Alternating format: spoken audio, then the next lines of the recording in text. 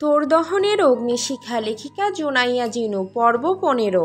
সকাল 8টা, ভোরের ফোঁটা প্রথম মিষ্টি রোদ বেলকনির পর্দা ভেদ করে তারার চোখ মুখে পড়তেই তারা বিরক্তিতে চোখ মুখ কুঁচকে নেয়। পিটপিট করে তাকায়। তারা চোখ খুলে চারপাশটাই একবার চোখ বুলায়। এটা তার রুম নয়।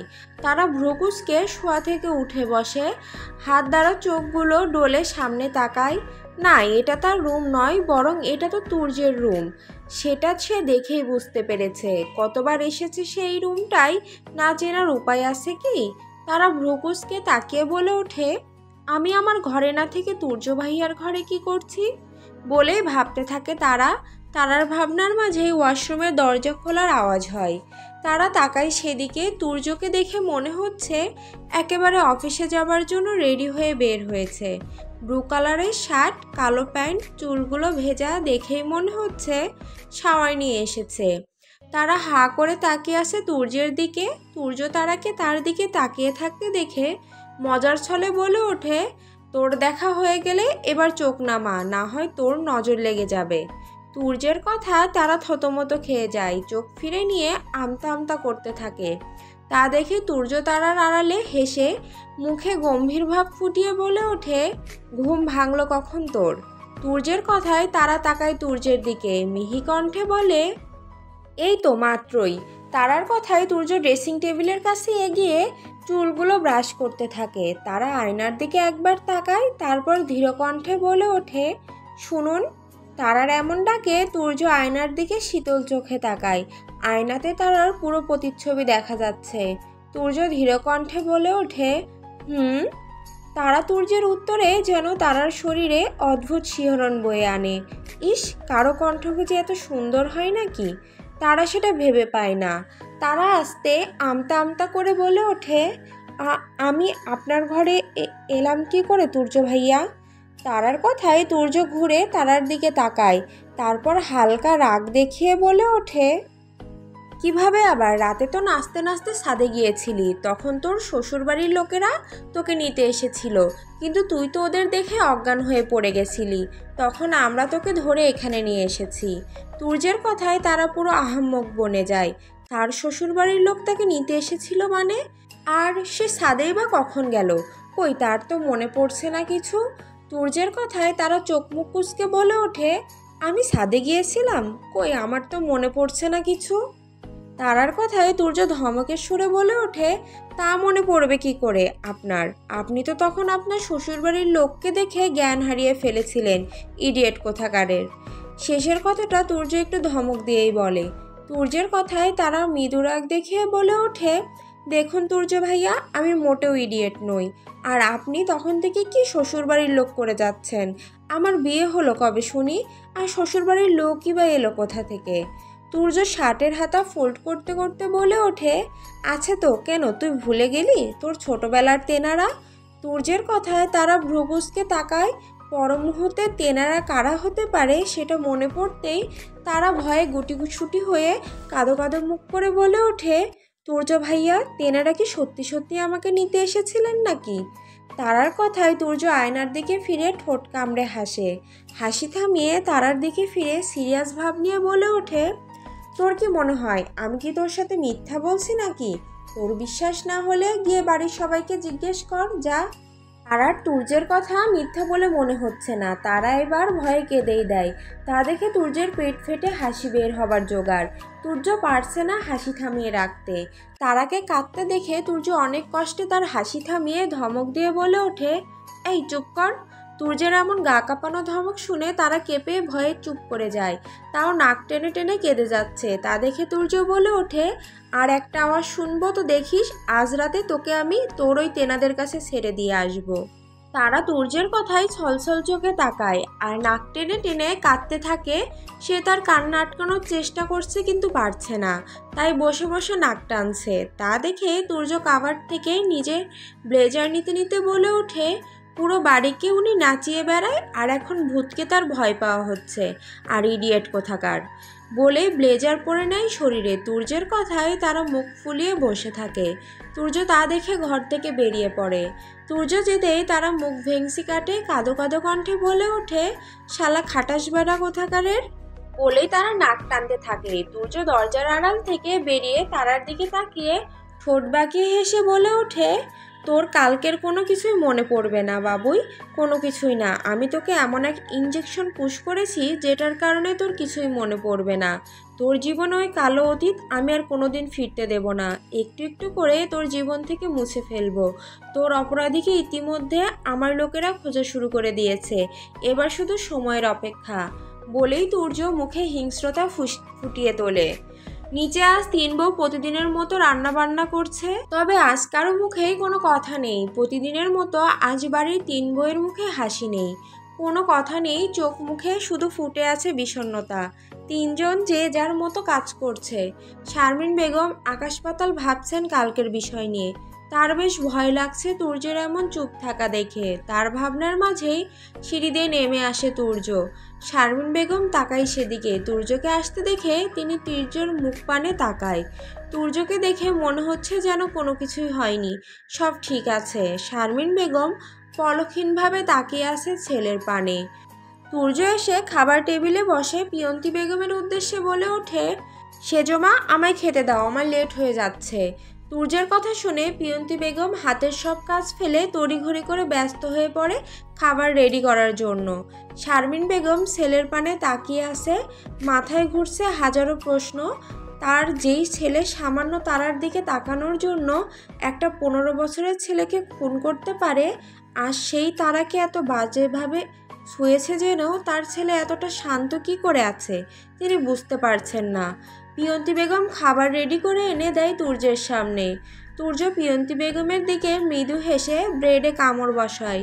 পিয়ন্তি বেগম তুর্যকে কিছু বলার জন্য উসখুস করছে। তুর্য তাকায় পিয়ন্তি বেগমের দিকে। হয়তো তুর্য পিয়ন্তি বেগমের ব্যাপারটা বুঝতে পারছে। তুর্য খেতে খেতে বলে ওঠে, কিছু বলবে সেজমা? তুর্যের কথায় পিয়ন্তি বেগম হালকা হাসে। এটারই অপেক্ষায় করছিলেন তিনি আমতা আমতা করে বলে ওঠে, বলছিলাম কি বাবা, তারা এখন কেমন আছে?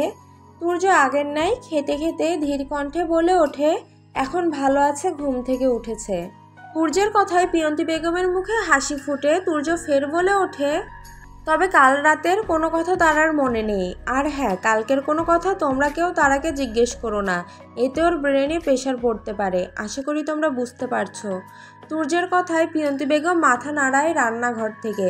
শারমিন বেগম ও আজমিরা বেগমও কথাগুলো মন দিয়ে শোনে। তুর্যের খাওয়া শেষ হয়ে গেলে তুর্য পানি খেয়ে টিস্যু দিয়ে মুখ মুছতে মুছতে চেয়ার থেকে উঠে চলে যেতে নিলে পিয়ন্তি বেগম পেছন থেকে ডেকে ওঠে, শোন তুর্য। পিয়ন্তির ডাকে ফিরে তাকায় তুর্য, তাকিয়ে জবাব দেয়, বলো। পিয়ন্তি বেগম আমতা আমতা করে বলে ওঠে, মানে বলছিলাম যে তাজের কাছে শুনলাম তুই নাকি কানাডার নামকরা একজন হার্ট সার্জন। আসলে আমরা তো এই বিষয় নিয়ে কেউ কিছু জানতাম না, আমরা সকলেই জানতাম তুই একজন বিজনেসম্যান। বলেই থামে পিয়ন্তি বেগম। কিছু সময়ের জন্য তুর্য ভ্রুকুঁচকে বলে ওঠে, তো কি হয়েছে? তুর্যের কথায় পিয়ন্তি বেগম ফের বলে ওঠে, তো হয়েছে কি, তুই তো তারার সব কথাই জানিস, নতুন করে তোকে আর বলার কিছুই নেই। তুই তো জানিস তারা ডাক্তার পছন্দ করে না। তারা যদি জানতে পারে তুই একজন ডক্টর, তাহলে ও তোকে ঘৃণা করতে শুরু করবে। হয়তো তারা এতে আরও অসুস্থ হয়ে পড়তে পারে। তাই বলছিলাম কি, আমি চাইছি তুই যে একজন ডক্টর সেটা যেন তারা কখনো না জানতে পারে, প্লিজ। একটানে কথাগুলো বলে থামে পিয়ন্তি বেগম। তুর্য মন দিয়ে কথাগুলো শুনছিল। পিয়ন্তি বেগমের কথা শেষ হতেই তুর্য শুধু মাথা নাড়িয়ে আস্তে করে বলেই সেখান থেকে জায়গা ত্যাগ করে। তুর্যের যাওয়ার পানে তাকিয়ে পিয়ন্তি বেগম স্বস্তির নিঃশ্বাস ফেলে তাকায় শারমিন বেগমের দিকে। শারমিন বেগম চোখ দিয়ে ইশারা করে আশ্বস্ত জানায়। তুর্য চলে যাবার কিছু সময় পর বাড়ির সকলেই চলে যায় যে যার কলেজ, ভার্সিটি, অফিসে। তারা চলে যায় কলেজে। সকালে উঠে অবশ্য সকলের সাথে তার কথা হয়েছে, তবে তুর্যের কথা অনুযায়ী পিয়ন্তি বেগম সকলকে নিষিদ্ধ করে দেয় কালকের বিষয় নিয়ে তারাকে কোনো রকম প্রশ্ন না করতে। এ নিয়ে আর তাকে কেউ প্রশ্ন করেনি। তারাকে তাজ প্রতিদিনের মতো নিজে গিয়ে কলেজে দিয়ে আসে। কালকে সেই ঘটনার পর থেকে তারার প্রতি তাজের আরও বেশি কেয়ারিংটা বাড়ছে। তারাকুঞ্জ বলতে গেলে বাড়ির 3 কর্ত্রী ছাড়া আর কিছু সার্ভেন্ট ছাড়া কেউ নেই। পুরো তারাকুঞ্জ খালি এখন। তারার এখন ক্লাস চলছে 2য় পিরিয়ডের। প্রথম ক্লাস সে মিস করেছে, আরিফুল সাহেবের ক্লাস। যদিও এর জন্য তাকে পানিশমেন্টও পেতে হবে প্রতিদিনের মতো। 2 ঘন্টা তার লেকচার শোনা লাগবে। কলেজে আসার পর এখনও কারোর সাথে কথা হয়নি তারার। সেই সুযোগটাও কারো হয়ে ওঠেনি, কারণ পরপর ক্লাসগুলো হয়ে যাচ্ছে, তাই সকলে মন দিয়ে ক্লাস করছে, কিন্তু তারা অতটাও মন দিচ্ছে না ক্লাসে। বসে বসে কলম কামড়াচ্ছে আর এমন ভাব নিচ্ছে যেন সে খুব মন দিয়ে পড়া পড়ছে। পরপর 3টা ক্লাসের পর সাথে তারা লেকচার শোনার পর গিয়ে সকলের সাথে অ্যাড হয় সে। তিথিরা সকলেই কলেজের মাঠে একপাশে থাকা কৃষ্ণচূড়া বিশাল বড় গাছটির ছায়ায় নিচেই বসেছিল। তারা লাইব্রেরি থেকে সোজা তাদের কাছেই চলে আসে। সকলেই বসে গল্প করছিল। তারাকে ঠেলে ঠুলে আসতে দেখে তারা এসে নিজের ক্লান্ত শরীরটা নিয়ে ঘাসের উপর ধপ করে বসে পড়ে। তিথি কাঁধে মাথা এলিয়ে দেয় সে। তারা আসতে না আসতে শ্রাবন্তী তাকে জিজ্ঞেস করে, এই শোন, কালকে যে তোকে যেই হ্যান্ডসাম ছেলেটা নিতে এসেছিল সেটা কে রে? শ্রাবন্তীর কথায় সকলেই তাকায় তারার দিকে। তারাও খুব উৎফুল্ল হয়ে আছে উত্তর শোনার জন্য। তারা শ্রাবন্তীর কথা শুনে তিথির কাঁধে মাথা রেখেই খুব নর্মালভাবে অলস ভঙ্গিতে বলে ওঠে, আমার চাচাতো ভাই, বাবাইয়ের গুণধর ছেলে তুর্য ভাইয়া। তারার কথায় শ্রাবন্তী খুশিতে গদগদ হয়ে বলে ওঠে, সত্যি এটা তোর ভাই? শ্রাবন্তীর কথায় তারার মুখে বিরক্তি নিয়ে বলে ওঠে, তাহলে কি তোর ভাই নাকি? তারার কথায় শ্রাবন্তী বলে ওঠে, না না, তা হতে যাবে কেন? তারা ফের একইভাবে বলে ওঠে, তাহলে বলছিস কেন? শ্রাবন্তী লাজুক ভঙ্গিতে বলে ওঠে, আমার কেন ভাই হতে যাবে, আমার তো হবে। বলে শ্রাবন্তী লজ্জায় লাল হয়ে মাথা নুইয়ে ফেলে। মুখে তার মুচকি মুচকি হাসি, তা দেখে টনি বলে ওঠে, তোর কি শুনি, আর তুই এমন লজ্জায় লাল নীল কেন হয়ে যাচ্ছিস? টনির কথায় সকলে হেসে ওঠে। তারা ছাড়া তারা আপাতত লেকচার শুনতে শুনতে অবস্থা বেশ খারাপ, তাই সে এগুলোতে মন দিচ্ছে না। শ্রাবন্তী আরও লজ্জা পায় সেটা দেখে ফারদিন বলে ওঠে, তোর কি শুনি, আমাদের বল, আমরাও একটু শুনি। ফারদিনের কথায় শ্রাবন্তী লজ্জা লজ্জা ভাব নিয়ে মুচকি হেসে বলে ওঠে, আমার ফিউচার জামাই আর তোদের ফিউচার দুলাভাই হবে। বলেই শ্রাবন্তী লাজুক হাসে। সাথে সকলে এতক্ষণ তার কথাগুলোতে পাত্তা না দিলেও এবার শ্রাবন্তীর বলা কথা কানে আসতেই এক প্রকার ঝড়ের গতিতে তিথির কাঁধ থেকে মাথা উঠিয়ে তেতে বলে ওঠে, ফিউচার জামাই মানে? শ্রাবন্তী আগের ন্যায় লাজুক হেসে বলে ওঠে, মানে হচ্ছে তোর ভাইয়ের সাথে আমি লাইন মারতে চাচ্ছি। কি হ্যান্ডসাম রে তোর ভাই, প্লিজ তারা তোর ভাইয়ের সাথে আমার লাইনটা করিয়ে দে না। শ্রাবন্তীর কথা তারার কানে যেতেই যেন তারা বোম ব্লাস্টের মতো ফেটে পড়ে। তারা বসা থেকে উঠে রাগে ফুঁসতে ফুঁসতে বলে ওঠে, পৃথিবীতে এত লোক থাকতে আমার তুর্য ভাইয়ের পেছনেই তোকে কেন পড়তে হবে রে শাকচুন্নি? তোর সাহস কত বড়, তুই আমার তুর্য ভাইয়ের সাথে লাইন মারতে চাস, আবার তাকে ফিউচার জামাই বলছিস, তোর কত বড় সাহস? শ্রাবন্তী তারার কথায় ভ্যাবাচাকা খেয়ে যায়। মুখের হাসিটা মুহূর্তেই মিলিয়ে যায়। শ্রাবন্তী কিছু বলতে নিলেই তারা তাকে থামিয়ে দিয়ে তার ব্যাগটা নিতে নিতে বলে ওঠে, তুই চুপ থাক, আর একটা কথাও তুই বলবি না, তোর সাথে আজকে থেকে আমার ব্রেকআপ, যা।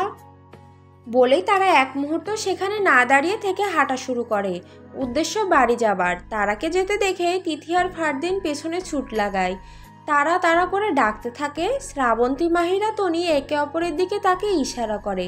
কি হলো ব্যাপারটা? পর মুহূর্তেই তারার চলে যাওয়াটা বুঝতে পেরে শ্রাবন্তী ব্যাগ হাতে নিয়ে ছুটতে ছুটতে বলে ওঠে, না তারা, তুই আমার সাথে ব্রেকআপ করতে পারিস না, তুই বললেই ব্রেকআপ হবে নাকি? আমি এই ব্রেকআপ মানি না, দাঁড়া তুই। বলেই শ্রাবন্তী ছুটতে থাকে পেছন পেছন।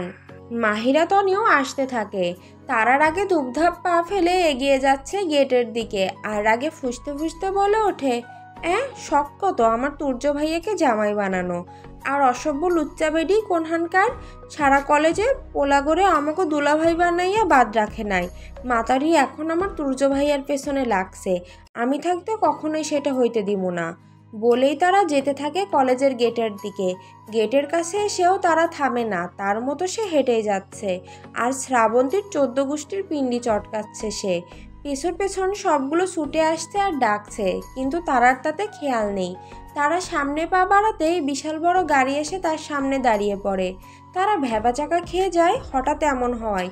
সে নিজেকে সামলে নিয়ে তাকায় সামনের দিকে। তাকিয়েই দেখতে পায় কালকের গাড়িটি। তারা বুঝতে পারে কার গাড়ি হতে পারে। গাড়ির ভেতর থেকে তুর্য হন্তদন্ত হয়ে বেরিয়ে আসে। তুর্যকে দেখেই তারার রাগ এবার আকাশ ছোঁয়া। তুর্য এসে তড়িঘড়ি করে তারাকে ব্যাকুল কণ্ঠে বলে ওঠে, কিরে, লাগেনি তো কোথাও তোর? তুই এভাবে হাঁটছিলি কেন শুনি? তুর্যের কথায় তারার কানে আপাতত যাচ্ছে না। সে তুর্যকে দেখে রাগে ফুঁসছে। তারা তুর্যের দিকে তাকায়। বেশ ভালো গেট আপ নিয়ে এসেছে। সকালে যেভাবে পরিপাটি হয়ে বের হয়েছিল তেমনই আছে। তারা পা থেকে মাথা অবধি একবার তাকায়। সব কিছু বেশ সুন্দর করে গোছগাছ করা। চুলগুলোই কি সুন্দর করে জেল দিয়ে সেট করে রেখেছে। সামনে কপালে কিছু তার চুল পড়ে আছে, তবে আজ তারা মোটেও ভালো লাগেনি। সকলে তাকে দেখে ক্রাশ খেলেও এখন তার রাগে শরীর জ্বলছে। পেছন পেছন সকলে এসে থামে গেটের কাছে তুর্যকে দেখে। শ্রাবন্তী তুর্যকে দেখে ক্রাশ খেয়েছে আজকেও। এক দৃষ্টিতে তাকিয়ে আছে তুর্যের দিকে, যেন এ জন্মে কোনো ছেলে সে দেখেনি। হাঁ করে তাকিয়ে আছে তুর্যের দিকে। তুর্য তারাকে এভাবে চুপ থাকতে দেখে কপাল কুঁচকে গম্ভীর কণ্ঠে বলে ওঠে, কিরে চুপ করে আছিস কেন? এভাবে পাগলের মতো হেঁটে কোথায় যাচ্ছিলিস শুনি? যদি কিছু হয়ে যেত? আর ওরা এভাবে ছুটে কেন আসলো? তারার ফ্রেন্ডের দিকে ইশারা করে বলে তুর্য। তুর্যের কথায় তারা তাকায় সেদিকে। তাকাতেই চোখ পড়ে শ্রাবন্তীর দিকে। তুর্যের দিকেই তাকিয়ে আসছে হা করে। মেজাজ গরম হলো তারার। আগের ন্যায় আরও বেশি ফুঁসে ওঠে সে। তুর্যের দিকে রাগি চোখে তাকায়। তুর্যকে এভাবে সেজে গুজে থাকতে দেখে তারার রাগ উঠে যায়। তারা রাগে ফুঁসতে ফুঁসতে তুর্যের পরিপাটি চুলগুলো দুই হাত দ্বারা এলোমেলো করে দেয়। হঠাৎ তারার এই আক্রমণে থতমত খেয়ে যায়। তুর্য পাশাপাশি সকলেই তুর্যকে কিছু বলার সুযোগ না দিয়েই ছেড়ে দেয় তারা তাকে।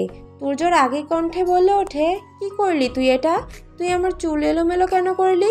তুর্যের কথায় আরও রেগে ওঠে তারা। এই মুহূর্তে সে তুর্যকে একদম ভয় পাচ্ছে না। তারা কাট কাট কণ্ঠে বলে ওঠে, বেশ করেছি আমি, প্রয়োজন পড়লে আরও করব। এভাবে সেজেগুজে আসার কি আছে? হ্যাঁ, মেয়েদেরকে পটানোর ধান্দা আপনার, তাই না? তারার কথার আগামাথা না বুঝে তুর্য ভ্রুকুচকে বলে ওঠে, মানে? তারা আগের নাই বলে ওঠে, আহা, এখন কিছুই বুঝেন না তাই না? ভাজা মাছটা উল্টে খেতে জানেন না, ঢং দেখে বাঁচি না। তারার কথায় এবার তুর্যর আগে কণ্ঠে বলে ওঠে, মারব টেনে এক চর, যা বলার সোজাসুজি বল, এভাবে ঘুরিয়ে পেঁচিয়ে কেন বলছিস? তুর্যের কথায় বেশ অভিমান হয় তারার। সবার সামনে তাকে মারার কথা বলছে, তাও আবার শ্রাবন্তীর সামনে। তারা অগ্নি চোখে তাকায় শ্রাবন্তীর দিকে দেখে। সে তুর্যের দিকে এখনও তাকিয়ে আছে। তারার আগে তেতে বলে ওঠে, এভাবে তাকে কি দেখছিস? ছেলে দেখিসনি আগে? তারার কথায় শ্রাবন্তী থতমত খেয়ে যায়। আমতা আমতা করতে থাকে শ্রাবন্তী। বেশ লজ্জা পায় সে তুর্যের সামনে তারার কথা শুনে। সকলেই ঠোঁট চেপে হাসে। তারার কথায় তুর্য তাকায় সেদিকে। তুর্য আগা মাথা মুন্ডু কিছুই বুঝতে পারছে না। তারার আগে তুর্যের দিকে একবার তাকিয়ে হন হন করে গিয়ে গাড়ির দরজা খুলে বসে ঠাস করে গাড়ির দরজা লাগিয়ে দেয়। তুর্য চোখ খিসে বন্ধ করে নেয় আওয়াজের শব্দে। বাকির একটু ভয়ে আটকে ওঠে। তুর্য চোখ খুলে একবার তারার ফ্রেন্ডের দিকে তাকায়। তারপর দীর্ঘ নিঃশ্বাস ফেলে সেও হাঁটা দেয় গাড়ির কাছে। গাড়ির দরজা খুলে গিয়ে বসে পড়ে। তারার দিকে তাকায়, দেখে মনে হচ্ছে বেশ রেগে আছে। তারার কেন রাগে ফুঁসছে, কিন্তু তুর্য বুঝতে পারছে না তার রাগের কারণটা কি। তুর্য কথা না বাড়িয়ে গাড়ি স্টার্ট দেয়। গাড়ি চলে যেতেই সকলে একে অপরের দিকে তাকায় একবার। তিথি শ্রাবন্তীর দিকে তাকিয়ে চোখ রাঙায়। শ্রাবন্তী বেককলের মতো তাকিয়ে থাকে। তুর্য তারার দিকে আর চোখে তাকায়। তারা সিটে হেলান দিয়ে বসে আছে। গাড়ির সামনের গ্লাস দিয়ে বাইরের দিকে তাকিয়ে আছে আর চোখ মুখ গম্ভীর করে আছে। আজ তারা কলেজ ড্রেস পরেছে, পুরো সাদা, বেশ লাগছে তাকে, পুরো বাচ্চা বাচ্চা। তার উপর মাথায় সাদা হিজাব বাঁধা। এই প্রথম তারাকে সে কলেজ ড্রেসে দেখছে। কি অসম্ভব সুন্দর লাগছে তার বাবুইকে। নতুন করে যেন আবার এই 27 বছরের যুবক 18 বছর কিশোরীর প্রেমে পড়ল। তার উপর রাগে ফর্সা গাল দুটো লাল হয়ে আছে। তুর্য এবার গলা হালকা খাকিয়ে শান্ত কণ্ঠে বলে ওঠে, কি হয়েছে সেটা কি আমি জানতে পারি? তুর্যের কথায় তারা অগ্নি চোখে তাকায় তুর্যের দিকে। তুর্য তারার চোখের দিকে তাকাতেই বুঝতে পারে বেশ রেগে আছে। তুর্য ফের শান্ত কণ্ঠে বলে ওঠে, যদি বিষয়টা আমাকে নিয়ে হয়ে থাকে তাহলে বলতে পারিস, আমি কিছু মনে করব না। তারা এবারও কিছু বলে না, চুপচাপ বসে থাকে আগের ন্যায়। তুর্য দীর্ঘশ্বাস ফেলে তারা যে কিছু বলবে না সেটা সে বুঝতে পেরে গেছে। তুর্য আর কথা না বলে গাড়ি চালাতে থাকে। তুর্য গাড়ি চালাতে চালাতে বলে ওঠে, কিছু খেয়েছিস? তুর্যের কথায় তারা গম্ভীর কণ্ঠে বলে ওঠে, না। তুর্য তারার দিকে তাকিয়ে শান্ত কণ্ঠে বলে ওঠে, কিছু খাবি? তারা আগের ন্যায় উত্তর দেয়, না খাবো না। তুর্য আর কথা বাড়ায় না, নিজের মতো করে গাড়ি চালাতে থাকে। তারা মুখ ভার করে বসে আছে। তুর্য গাড়ি থামায়, গাড়ি থামাতেই তারার চোখ যায় বাইরের দিকে। দেখে এখনো বাসায় পৌঁছানি তারা। তাহলে এই রাস্তায় কেন গাড়ি থামালো? তারা তুর্যের দিকে ভ্রুকুচকে তাকিয়ে কিছু বলতে নিলে তার আগেই তুর্য তার সিট বেল্ট খুলতে খুলতে বলে ওঠে, তুই একটু বস, আমি এখনই আসছি। গাড়ি থেকে একদম নামিস না, আমি 5 মিনিটের মধ্যে আসছি। বলেই তুর্য গাড়ি থেকে নেমে যায়। তারা আর কথা বাড়ায় না। তুর্য চলে যেতেই তারা সিটের সাথে হেলান দেয়। বেশ বিরক্ত লাগছে তার। রাগটাও এখনও তার কমছে না। এই রাগের কারণটাও তার জানা নেই। তারা পাশ ফিরে তাকাতেই দেখতে পায় তুর্যের ফোন রাখা ড্রাইভিং সিটে। তারা একবার বাহিরের দিকে তাকায়, দেখতে পায় তুর্য ওপার যাচ্ছে। তারা এমনি কৌতূহল নিয়ে তুর্যের ফোনটা হাতে তুলে। ফোনটা অন করতেই ভেসে ওঠে তুর্যের একটু ছবি, যেটা লক ওয়ালপেপারে সেট করা। নীল রঙের পাঞ্জাবি আর সাদা রঙের পাজামা। একটি বাইকের সাথে হেলান দিয়ে বেশ ভাব নিয়ে ছবিটা তুলেছে। অসম্ভব সুন্দর ছবিটা। বলতে গেলে নীল রঙটা যেন ফর্সা শরীরে বেশ মানিয়েছে। ঠোঁটের কোণে লেগে আছে এক চিলতে হাসি। এই 14 বছরে প্রথমবার তার হাসি মুখটা দেখলো সামনাসামনি। আর তার তুর্যের হাসতে দেখার আর সুযোগ হয়ে ওঠেনি। তার সাথে যতবারই কথা হয়েছে, হয় ধমক দিয়ে কথা বলেছে আর না হয় গম্ভীর কণ্ঠে। তারার মুহূর্তেই সব রাগ কেমন জানি উবে গেল। এই প্রথম তুর্যকে পাঞ্জাবিতে দেখল সে। যদিও এটা ছবি, তাতে কি, দেখতে তো সে পেরেছে। ছবিটা দেখে মনে হচ্ছে না এটা এখানের তোলা ছবি। হয়তো কানাডায় থাকতে ছবিটা তুলেছে। অজান্তেই তারার ঠোঁটের কোণে হাসি ফুটে ওঠে। এক দৃষ্টিতে তাকিয়ে থাকে বেশ কিছু সময় ছবিটির দিকে। তারা এবার চোখ সরিয়ে ফোনে আর কি আছে দেখার জন্য চেষ্টা করলেই দেখতে পায় ফোনে লক করা। মুহূর্তেই হাসি মিলিয়ে যায় তারার। তারা বেশ রাগ হয় ফোনে লক থাকায়। যদিও এটা স্বাভাবিক, সবার ফোনে প্রাইভেসি বলে কিছু আছে। তারা এসব ভেবে ফোন থেকে চোখ সরিয়ে বাইরের দিকে তাকায়। দেখতে পায় তুর্য রোড পার হচ্ছে, হাতে দেখা যাচ্ছে অনেক বড় প্যাকেট। তারা ফোনটা রেখে দেয় আগের জায়গাতে। চুপচাপ আগের মতো বসে পড়ে, যেন সে একদম ভদ্র, কিছুই করেনি। এর মধ্যে তুর্য গাড়ির কাছে এসে পড়ে। গাড়ির দরজা খুলে ভেতরে বসতে বসতে তার হাতের প্যাকেটটা তারার কোলের উপর রাখে। তারা অবাক হয়ে তাকায়। সেখানে তুর্য সিট বেল্ট বাঁধতে ব্যস্ত। তারা ভ্রুকুচকে বলে ওঠে, এগুলো কি এত ভারী কেন?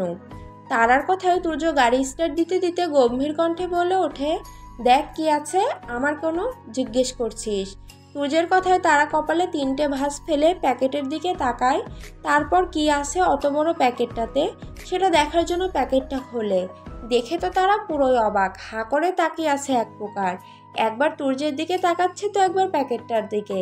তার সব পছন্দের খাবার এনেছে Turya. Chocolate, chips, burger, fuchka, chotpoti, ice cream, chocolate cookie, lassi, chocolate milk, momo, pizza আর বিরিয়ানির প্যাকেটও দেখা যাচ্ছে। তারা পুরোই হাঁ হয়ে আছে। তুর্য গাড়ি চালাতে চালাতে বলে ওঠে, হাঁ করে তাকিয়ে না থেকে খা। সকালেও তো মনে হয় না খেয়ে এসেছিস। এখন দুপুর 2টা বাজে, এখন অবধি কিচ্ছু খাসনি। এখন খেয়ে নিয়ে যতটুকু পারিস বাকিটা বাড়ি গিয়ে খাস। তুর্যের কথায় তারা তাকায় তুর্যের দিকে। তুর্যের ওপর সব রাগ সেকেন্ডেই উধাও হয়ে যায়। তার ওপর তার সব ফেভারিট খাবার, লোভ সামলানো যায় নাকি? তারা সবার আগে আইসক্রিমের বাটিটা খুলে খেতে শুরু করে। বেশ বড় বাটিটা আইসক্রিমের, চকলেট ফ্লেভারের উপরে বেশ অনেকগুলো মিনি চকলেট ছড়ানো। তারা খেতে শুরু করে। তুর্য গাড়ি চালাতে চালাতে আর চোখে তাকিয়ে মুচকি হাসে। তারার আইসক্রিম খেতে খেতে তারাকুঞ্জে প্রবেশ করে তুর্যের গাড়িটি। তারা আইসক্রিমটা এখনও পুরোটা শেষ করেনি। গাড়ি এসে গেছে দেখে আইসক্রিমের বাটির ঢাকনাটা লাগিয়ে নেয়। সে ঘরে গিয়ে সবগুলো খেতে হবে তাকে। তুর্য গাড়িটি সাইড করে দাঁড় করায়। গাড়ি থামাতেই তারা তুর্যের দিকে তাকায়। তুর্য তারার দিকে তাকাতেই তারা তুর্যের দিকে তাকিয়ে বেক্কেলের মতো হাসে। তারা বের হয়ে যায়। তারা বাড়ির ভেতর চলে যেতেই তুর্য মুচকি হাসে। তারপর গাড়ি স্টার্ট দেয় অফিসের উদ্দেশ্যে। তারা রুমে গিয়ে ব্যাগটা কোনো রকম রেখে আগে খেতে লেগে পড়ে। তারা বেশ তৃপ্তির সাথে খাচ্ছে। পরপর সবগুলো থেকে একটু একটু করে খেয়ে রেখে দেয়। তৃপ্তির ঢেকুর তুলে সে অতিরিক্ত খেয়ে ফেলায় নড়াচড়া করা অসম্ভব হয়ে পড়ছে। তারা ওইভাবে শুয়ে পড়ে বিছানায়। তারাকুঞ্জে এই মুহূর্তে কেউ নেই, বাড়ির 3 কর্ত্রী আর শ্রাবণ ব্যতীত। তবে সকলে এখন ঘুমাচ্ছে, যেহেতু এটা দুপুর টাইম। দুপুরে কেউ খেতে আসে না, অফিসেই খেয়ে নেয়। আর ছোটরা তারার লাঞ্চটা বাইরেই করে নেয়। রাত 10টার দিকে সকলেই খেতে নামে তারা বাদে। সে এখনও পড়ে পড়ে ঘুমাচ্ছে। সেই যে খেয়ে ঘুমিয়েছে সে আর ওঠেনি। কলেজ থেকে সে কলেজের ড্রেসটাও সে এখনও ছাড়েনি। গোসল তো দূরের কথা, 2-1বার বাড়ির 3 গোত্রে গিয়েছিল তার রুমে। তারাকে ঘুমাতে দেখে আর ডাকেনি। তার উপর তার রুমে টেবিলের উপর এত এত খাবারের প্যাকেট দেখে বুঝতে পারে সে খেয়ে ঘুমিয়েছে, তাই আর তাকে তারা ডাকেনি। যদিও একবার শারমিন বেগম ভেবেছিলেন ডাকবে, অন্তত কলেজ ড্রেসটা সেরে ফ্রেশ হয়ে এসে ঘুমাতে বলবে, কিন্তু পর মুহূর্তে তারার ঘুমটা ভেঙে যাবে বলে আর ডাকেনি। তারা আর ঘুম থেকে ওঠেনি। বড়রা আজ তাড়াতাড়ি খেয়ে উপরে চলে গেছে। তাদের কিছু কাজ থাকায় ছোটরা সকলে এসে বসেছে খাবার টেবিলে। সূর্য ফ্রেশ হয়ে নিচে নেমে এসে চেয়ার টেনে বসে আর চোখে একবার পুরো টেবিলটা পরখ করে। কোথাও তারার দেখা নেই। সূর্যকে বসতে দেখে আজমিরা বেগম তার পাতে খাবার দেয়। সূর্য আজমিরা বেগমের দিকে তাকিয়ে গম্ভীর কণ্ঠে বলে ওঠে, তারা কোথায়? ওকে টেবিলে দেখছি না যে। সূর্যের কথায় পাশ থেকে পিয়ন্তি বেগম বলে ওঠে, তারা তো ঘুমাচ্ছে, কলেজ থেকে এসেই হয়তো ঘুমিয়ে পড়েছে, এখনো ওঠেনি। সূর্য পিয়ন্তি বেগমের কথায় পিয়ন্তি বেগমের দিকে তাকিয়ে আগের ন্যায় বলে ওঠে, কিছু খেয়ে ঘুমায়নি। সূর্যের কথায় পিয়ন্তি বেগম ফের উত্তর দেয়, ওর ঘরে দেখলাম অনেকগুলো খাবারের প্যাকেট, ওগুলো খেয়ে হয়তো ঘুমিয়ে পড়েছে। পিয়ন্তি বেগমের কথায় সূর্য আর কথা বাড়ায় না, চুপচাপ খেতে শুরু করে। সকলেই খেতে থাকে। তাজের পাশেই সূর্য বসেছে। তাজ আর সূর্য মাঝে 2-1টা কথা বলছে। খাওয়া শেষ করে যে যার মতো করে ঘরে চলে যায়। বাড়ির বউরা মিলে সব গুছগাছ করে নিজেদের রুমে চলে যায়। সূর্য নিজের ঘরে বসে অফিসের কাজ করতে থাকে। অনেক সময় কাজ করার পর সূর্য ঘড়ির দিকে তাকিয়ে দেখে রাত 1টা বাজে। সূর্য ল্যাপটপটা তার কোলের উপর থেকে সরিয়ে টেবিলের উপর রাখে, 2 হাত উপরের দিকে তুলে একটা টান টান করে দাঁড়িয়ে পড়ে। এখন উদ্দেশ্য তার বাবুয়ের ঘরে এক নজর দেখে আসবে। সূর্য দেরি না করে হাঁটা দেয় তারার রুমের দিকে। সূর্য রুমের দরজা খুলতেই দেখতে পায় তারা এলোমেলো হয়ে ঘুমিয়ে আছে। তার শরীরে একটি পাতলা চাদর জড়ানো বুক অবধি। সূর্য এগিয়ে যায় তারার কাছে, বিছানায় গিয়ে বসে পড়ে তারার পাশে। সূর্য তারার ঘুমন্ত মুখের দিকে মায়া ভরা চোখে তাকিয়ে আছে। কিভাবে ঠোঁট উল্টে ঘুমিয়ে আছে তার প্রিয়সী। সূর্য খেয়াল করে তারার শরীরে এখনও কলেজ ড্রেস। সূর্য বুঝতে পারে এই মেয়েটা কলেজ থেকে এসে ড্রেস চেঞ্জ না করে ঘুমিয়ে পড়েছে। এমনকি শরীর থেকে ভিভেলটাও খোলেনি। সূর্য তারার কাণ্ডে দীর্ঘশ্বাস ফেলে। সূর্য খুব সাবধানে হাত বাড়ায় তারার ভিভেল্টের দিকে। শরীর থেকে কিছুটা চাদর একটু নিচে নামায়। খুব সাবধানে ভিভেল্ট খুলতে থাকে। ভিভেল্ট খোলা শেষ হলেই বেল্ট রেখে দেয় বালিশের পাশে। এবার সূর্য তাকায় তারার দিকে, চোখ পড়ে তারার ওড়নাবিহীন শরীরের উপর। সূর্যের চোখ তারার বক্ষদ্বয়ের উপর পড়তেই সূর্যের চোখ আটকে যায় সেখানে। নেশালো চোখে তাকায় তারার বক্ষদ্বয়ে। জামা ভেদ করে বক্ষদ্বয়ের বাপাসটার কালো কুচকুচে তিলটার দেখা মিলছে। সূর্যের পুরো শরীর কেমন শিহরণ বয়ে যাচ্ছে প্রিয়সীর এই মোহনীয় রূপ দেখে। সূর্য জিভ দ্বারা তার শুকনো ঠোঁট জোড়া ভিজিয়ে নেয়। এই মুহূর্তে তার নিজেকে সামলানো দায় হয়ে পড়ছে। সূর্য নিজের হুঁশ হারিয়ে তারার দিকে কিছুটা ঝুঁকে পড়ে। নিজের পুরুষালী উষ্ণ ঠোঁট জোড়া ছুঁয়ে দেয় তারার কপালে। এক এক করে তারার গালে, থুতনিতে, নাকে শব্দ করে চুমু খায়। সূর্যের হাত ঢুকিয়ে দেয় চাদরের ভেতরে, আঁকড়ে ধরে তারার জামা ভেদ করা উন্মুক্ত মেয়েধীন কোমরখানা। সঙ্গে সঙ্গে পুরো শরীরে শিহরণ বয়ে আনে সূর্যের। তারা কিছুটা নড়ে উঠে, তবে সূর্যের সেখানে খেয়াল নেই, সে যে তারাতে মগ্ন। তারা কিছুটা নড়ে ফের আবার ঘুমিয়ে পড়ে। সূর্যের হাত বিচরণ করছে তারার পুরো মেধহীন পেট জুড়ে। সূর্যের চোখ আটকায় তারার বক্ষদ্বয়ের কুচকুচে তিলটির উপর। সূর্য নিজেকে কিছুতেই সামলাতে পারছে না। সেই মোহনীয় তিল যেন তাকে টানছে। সূর্য বক্ষদ্বয়ের নিচে ঝুঁকে আসে, নেশালো চোখে তাকায় সেদিকে। তার চোখ মুখ জুড়ে যেন নেশা ভরে যাচ্ছে। সূর্য বাম হাতের 4 আঙুলের উল্টো পিঠ দ্বারা স্পর্শ করে তিলখানা। নেশালো চোখে তাকায় তারার মুখ পানে, ফের তাকায় তিলখানায়। সূর্য তার ঠোঁট এগিয়ে নিয়ে যায় সেখানে। উষ্ণ ঠোঁটের ছোঁয়া তিলটাতে সাথে সাথে কেঁপে ওঠে তারা ঘুমের মাঝে। তারার কেঁপে ওঠায় যেন সূর্য আরও দুর্বল হয়ে পড়ে। পরপর টুকরো টুকরো ঠোঁট ছোঁয়ায় সেখানে। হাত বিচরণ করতে থাকে তারার পেটে। পেট থেকে হাত আস্তে আস্তে উপরে উঠাতে থাকে সূর্য। বক্ষদ্বয়ের কাছে পৌঁছানোর আগেই সূর্যের ঘোর কেটে যায়। সূর্য কি করছিল ভেবেই সূর্য তারার থেকে দূরে সরে যায়। তারার দিক থেকে সাথে সাথে চোখ সরিয়ে নেয়। শুকনো ঢোক গিলে সে উঠে দাঁড়ায়। কপালে বিন্দু বিন্দু ঘামের ছিটে ফোটার দেখা মিলছে। সূর্য মনে মনে বলে ওঠে, আমাকে এখান থেকে যেতে হবে, না হলে বড় কোনো বিপদ হতে পারে। আর আমি চাই না সেটা হোক। বাবুইকে আমি অবৈধভাবে পেতে চাই না। যেদিন আমি আমার বউ করব সেদিন আমি ওর কাছে হালালভাবেই নিজেকে সমর্পণ করব, তার আগে নয়। বলেই তুর্য এক নজর তারার মুখ পানে চায়, কিছুটা ঝুঁকে তারার কপালে আলতো করে চুমু খেয়ে সোজা হয়ে দাঁড়িয়ে পড়ে। সেখানে আর এক মুহূর্ত দাঁড়িয়ে না থেকে দরজা খুলে বেরিয়ে পড়ে তুর্য। নিজের ঘরে গিয়ে দীর্ঘশ্বাস ফেলে। আরও কিছু সময় সেখানে থাকলে সে আজ নির্ঘাত তারার সাথে উল্টোপাল্টা কিছু করে ফেলতো। তুর্যের কেমন অস্থির অস্থির লাগছে, নিঃশ্বাস কেমন ভারী হয়ে যাচ্ছে। বারবার তুর্যের চোখে ভেসে উঠছে তারার শরীরের ভাঁজ। তুর্য পকেট থেকে সিগারেট বের করে চলে যায় বেলকনির দিকে। লাইটার বের করে আগুন জ্বালায় তাতে। কালো ঠোঁট জোড়ার মাঝে সিগারেট নিয়ে টানতে থাকে সে। নাক মুখ দিয়ে ধোঁয়া বের করে সেটা উপরের দিকে ছাড়ে। বেলকনিতে বসে পড়ে বেতের মোড়ায়। পরপর 5টা সিগারেট খেয়েও যেন সে শান্ত হতে পারছে না। ভেতরে ভেতরে অস্থিরতায় পুড়ে তার মরে যাওয়ার জোগাড়। বিরক্ত হয়ে আধ খাওয়া সিগারেটখানা পায়ের নিচে ফেলে পিষে নিভিয়ে দেয়। 2 হাত দিয়ে মুখখানায় 2-1 বার উপর নিচ ঘষে চুল খামচে ধরে। কিছু সময় চুপ থেকে কাতর কণ্ঠে বলে, আজ তো নিজেকে না হয় তোর কাছ থেকে দূরে সরিয়ে নিলাম বাবুই, কিন্তু এরপর কি করব আমি? বারবার তোর আর পারবো না তোর কাছ থেকে নিজেকে সরিয়ে নিতে। সেই ক্ষমতা যে আমার নেই। আমি যে এতটাও নিজেকে সামলাতে জানি না। পারবো না আমি। আজ না হয় ভুল করা থেকে নিজেকে সামলাতে পারলেও কাল একই ঘটনা হলে কি করব আমি?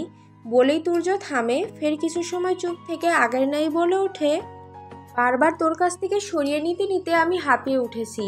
তুই কেন আমাকে বুঝিস না? কেন তুই আমার ভালোবাসাটা দেখিস না?